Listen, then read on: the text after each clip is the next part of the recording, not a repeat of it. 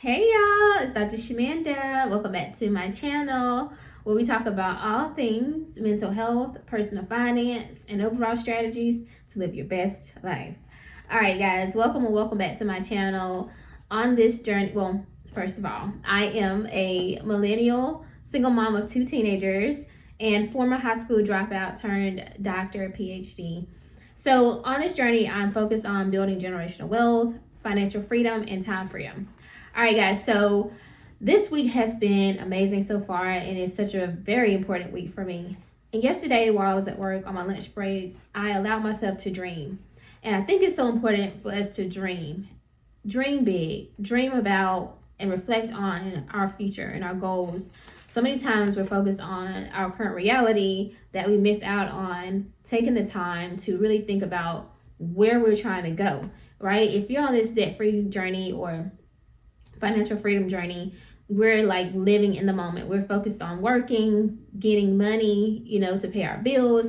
We're focused on budgeting and really focused on like what's happening right now in the moment. There's a part of us that's like thinking about maybe 5 years from now. Some of us are really focused on 30 years from now, like trying to retire, right? Or trying to retire early. But I really think that it's important to dream and think about like, what would you do if something happened? Like if you got a lot of money. Yeah, I said it. What would you do if you got a lot of money? What would you do if your finances just changed all of a sudden overnight? And not for the negative, right? Not for the bad, because sometimes with everything that's going on right now, we're focused on layoffs and potentially how we would survive if something like that happened. But what if you got what if your business just took off all of a sudden and you started getting more money? What if you got a big lump sum from the lottery or whatever? What would that look like and how would you manage that money? So I saw a couple videos where people were talking about their dream budget, and I was like, oh, I gotta do that. Like I have to sit and think about that. What would be my dream number? And not necessarily putting a limitation on myself, but like what would allow me to live the life that I really want right now or in the near future, right? So I thought about that, and my number is, wait, I'll tell you in a minute. First of all, let me tell you, this is inspired by, you guys probably already know her, Rachel Rogers, excuse me. She is the author of We Should All Be Millionaires. Again, I bought this book probably a year ago, and it's been on my bookshelf back there, and I've read it, and I've highlighted areas, and I just have studied this off and on. And this book really motivates me as a woman to just really think big, right? And think about what could happen. What could my life truly look like if I'm free and I'm a millionaire? And I know there are people who just focus on, day to day, just surviving. And they don't want to think about millionaire status. They don't want to think about being a multi-millionaire. To them, that's not a big deal. And I know I have audience members who feel that way. And that's totally okay. But I'm going to tell you right now, this probably ain't the video for you, and I don't want to hear it. I'm just letting you right now, like I'm good, okay? I personally am focused on being a millionaire and a multimillionaire, and more than that if God allows. So because I know what the power of money can do, what if you use money as a resource, as a tool, what can it do for you? Now in this video, I'm not thinking too much about how I'll use it as a philanthropist, which is an ultimate goal for me. I am going to be sharing with you guys my real numbers and how I break down a budget of $15,000 a month. I said it just now. $15,000 a month, which essentially would be about $180,000 after taxes, right? If I had that, which I don't have right now, but if I did, how would I use that? Now, first I want to share a little bit about this book. There's a section that I highlighted, and there's a chapter in this book that really inspires this video, and it's called Million Dollar Vision. $1 million vision. Now on page 103, if you haven't read it, it's this paragraph really stood out to me. I have it highlighted. It says, now it's time for you to create your vision, the vision that you have, now it's time for you to create your vision for the life you want. Maybe that includes a big house, monthly facial appointments, and and private school for your kids. Or maybe it includes a tiny house, zero debt, and the freedom to travel whenever you want. Maybe your dream is to become an Iowan goat farmer or a French baker or a Chilean, I think that's Chilean winemaker. It doesn't matter how outlandish, outrageous, and downright insane it seems, as long as it's your dream, not the one society tells you to have. Sorry, got a phone call. But the one your heart desires. Okay, so I love that, and I think that really gives us permission to dream and really think about what is it that we want. Like, this is our one life, y'all. We don't know what comes after this life. I mean, let's be for real. We really don't know. Like, at the end of the day, regardless of where we're going to go, it's not going to be the exact same as this. And I actually like who I am in this version of myself, right? And I think this version of me deserves amazing things and freedom, and just to experience this life in the fullness of this life with the people that I love, right? So it's okay to dream big. Now, there's a couple things that she said. It says how to live like a millionaire. I'm getting comments on my videos. All right, thank y'all. How to live as a millionaire. So she says step 1 is to mentally upgrade your life every day. Upgrade your everyday life, excuse me. So step 2 is run the numbers. Okay, now that's what we're going to do today. That's what the dream budget is about, is running the numbers. So if you think about, like, how would your life look if you upgraded it? And then you need to bring those numbers down. And so that's what we're going to do. So I do not have a way to screen share my video, all that good stuff. So I'm going to share with you guys my numbers. I did this yesterday on my lunch break. So I'm going to share with you guys that. Now, some of the things that I would do. Now, I want to preface this video with these numbers represent me if on the side of being debt free, right? So that means that I would not have a mortgage. I would not have a car loan, which as of tomorrow, God willing, I would not have any car loan. I would not have any student loans. I would not have any credit card debts. And then my children would be on their own, like essentially moved out. So I'm not like responsible for them, like their day-to-day expenses, if that makes sense, right? And I would already have $100,000 cash, liquid cash in my freedom fund. And then I would already have met my $100,000 total invested goal. So I want to preface it with that. Now, also, there are, the first section I'm going to go over is like my daily or monthly expenses, like my household expenses. And there are some of these that I would pay annually. And what I would do is I would make those payments in December of the year. So, for example, this, like December 2025, I would make these payments I'm about to list. I would make those the annual payment, like pay it in full for the year of 2026, if that makes sense. So every year I would do that. So let me start with those. So my car insurance, my trash pickup, my HOA fees, and my cell phone bill. I think that's it. Yeah, I would pay those annually. There's an option to pay those annually, so they don't have to come out of your account every month. I would do that. That's what I would do, because I don't have time for that. Like these little things, I'm gonna say they little because they don't. Because like my car insurance, it's probably like a $2,000 premium, probably lower than that. I think it's probably less than that, but I'll go ahead and pay that every December. My trash pickup, that's about $300 annually. I would go ahead and pay that. My HOA fees, mine are actually biannually, so I pay about $550. One in January and then one in July, I think. No, yeah, something like that. And so I would just go ahead and pay that. It's like $1,100. I'll go ahead and pay that.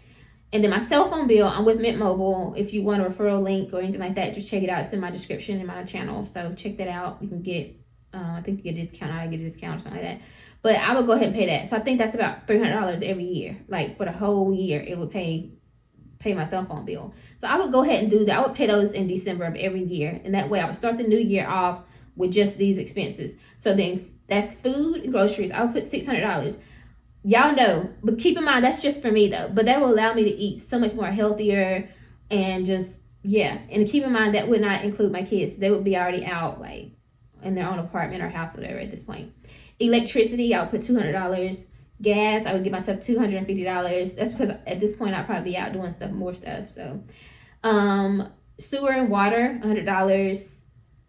I wouldn't have a mortgage, so I took that out. So with just my basic expenses, that's what I would be paying. Now miscellaneous, all right. Now I would give myself $300 for my hair. So that probably give me about like $150 just every 2 weeks to get a blowout. I don't do much. This is my natural hair, but I would do, my blowouts, keep it fresh. Because right now I think I'm down to like 3 to 4 weeks at this point, and I need to increase that. But yeah. Anyway, so $300 for my hair. I would give myself $250 for mani and pedi. That's like every 2 weeks. Yeah. And then clothes, I would give myself $200. I usually don't even put a budget for clothes, but at that point, I probably would shop more. Like, you know what I'm saying? Because I'll probably be out doing more events and stuff. And $200 is pretty good. And keep in mind, whatever I don't use that month, I would just roll it over to the next month, but I would still keep adding to it.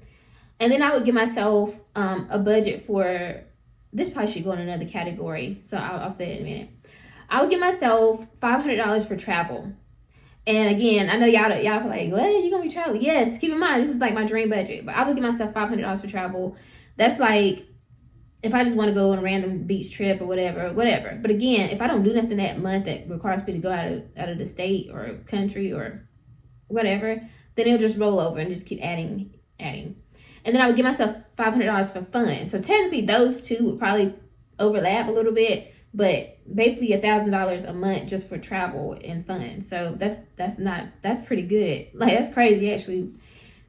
Okay, but keep in mind, I'm imagining my future self, right? Food or out to eat, right? I would give myself $500. I don't even eat out, so I know that's crazy. But I mean, again, I'm imagining myself out, but like, or my future self. But I'm thinking, like, if I just randomly want to go out to eat with my friends, to lunch, to dinner, I'm paying. If I want to grab coffee, just random stuff that I want to do, like, that's $500. And I would give myself, I would have a giving fund, and I would put $1,000 in that.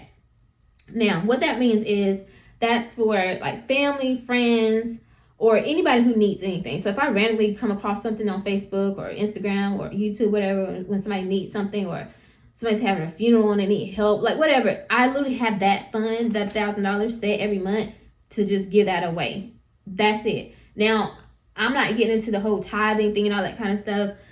That's a whole nother separate video, but like, again, $1,000. So that's to give, that's me giving back, right? So there's that. And that way it doesn't affect my other goals at all. And I just have that. And again, if I don't use it that month, whatever, or whenever it runs out, that's it. I'm not pulling from nothing else.